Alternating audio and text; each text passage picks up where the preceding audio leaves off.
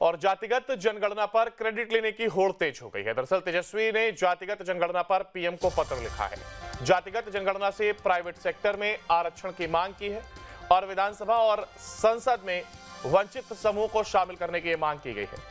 हमारे पुरखों ने इन आंकड़ों के संग्रह के लिए संघर्ष किया है। इस निर्णय को लागू करने में देर नहीं होनी चाहिए, ये जिक्र तेजस्वी यादव ने लेटर के माध्यम से किया है। एक और जहां लेटर लिखा गया है तो वहीं तेजस्वी यादव ने पीएम मोदी को ये लेटर लिखा है, पत्र लिखा है। तेजस्वी ने प्राइवेट सेक्टर में आरक्षण की ये मांग की है, इसका जिक्र उस लेटर में देखने को मिला और हमारे पुरखों ने इसके लिए संघर्ष किया है। जिक्र भी तेजस्वी यादव की ओर से किया गया। हमारे साथ लगातार हमारे संवाददाता उत्कर्ष बने हुए। उत्कर्ष, देखिए एक और जहां जनगणना को लेकर के क्रेडिट लेने की होड़ देखने को मिली, तो वहीं इसके साथ ही तेजस्वी यादव के द्वारा लेटर लिखा गया है।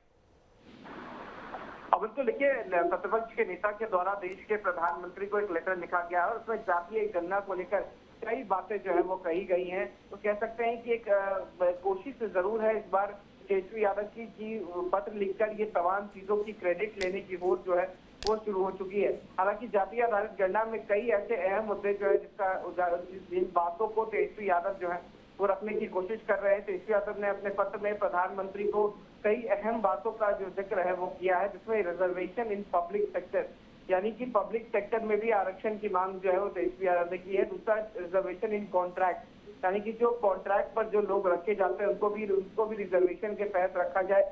जुडिशियरी में भी रिजर्वेशन होना चाहिए। Reservation on caste census data, यानी कि जो कास्ट सेंसस डाटा बिहार में हुआ या फिर आने वाले समय में केंद्र सरकार पूरे देश में जातीय गणना कराएगी तो उसके हिसाब से रिजर्वेशन जो है वो मिलना चाहिए। इतना ही नहीं, इनका ये भी कहना है कि जो इम्प्लीमेंटेशन है वो काफी सही तरीके से केंद्र सरकार के, यानी कि जो क्रेडिट लेने की होड़ थी तो अब तेजस्वी यादव कई मांग भी जो है वो केंद्र सरकार से कर रहे हैं। अलग अलग जगहों पर जातीय आधारित गणना के बाद रिजर्वेशन जो है वो मिलना चाहिए। तो चुनाव से पहले एक कह सकते हैं कि बड़ा मुद्दा तेजस्वी यादव ने उठाया है।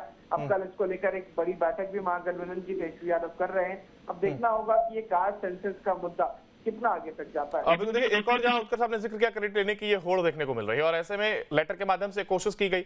हालांकि अब कहीं ना कहीं एक सियासी दाव या कहीं एक लेवल और ऊपर जाकर के तेजस्वी यादव ने अपनी बात को रखा। अगर वो ये चाहते हैं कि प्राइवेटाइजेशन हो, आरक्षण का भी एक तरीके से कहा जा सकता है, क्योंकि प्राइवेट सेक्टर में अगर वो मांग करते हैं कि वहां पर भी आरक्षण दिया जाना चाहिए। तो बिल्कुल, देखिए आरक्षण का एक मुद्दा जो है वो देश में काफी पहले से उठा हुआ है और अलग अलग मुद्दे को लेकर जो है आरक्षण की बातें उठाई जाती हैं। जब बिहार में जातीय आधारित गणना हुई थी तब भी ये बात उठा था कि जो आरक्षण दिया जाएगा उस आरक्षण सीमा को तमाम जगहों पर लागू किया जाए। अब तेजस्वी यादव एक कदम आगे बढ़ के ये कह रहे हैं कि केंद्र सरकार जो 2028 से पहले, यानी कि परिसीमन से पहले जो जातीय गणना कराएगी उसमें ये बात साफ कर दे कि रिजर्वेशन जो है वो अलग अलग सेक्टर्स में दिया जाए, चाहे वो प्राइवेट सेक्टर हो, जुडिशियरी हो, गवर्नमेंट सेक्टर्स हो या फिर जो लोगों को कॉन्ट्रैक्ट पे रखा जाता है उसमें भी जो आरक्षण का मुद्दा जो है वो बिल्कुल पूरी तरीके से बनाया जाए। उसी आरक्षण के तौर पर लोगों को नौकरी दी जाए। बिल्कुल, अब देखना होगा कि आखिर ये जो मुद्दा बनाने की कोशिश की जा रही है कितना कामयाब तेजस्वी यादव इसमें नजर आते हैं। फिलहाल आप बने रहिएगा हमारे साथ, आगे अपडेट लेंगे। देखिए जो लेटर लिखा गया वो लेटर की कॉपी भी आप स्क्रीन पर देख पा रहे हैं, जिसमें आरक्षण की ये मांग की गई है।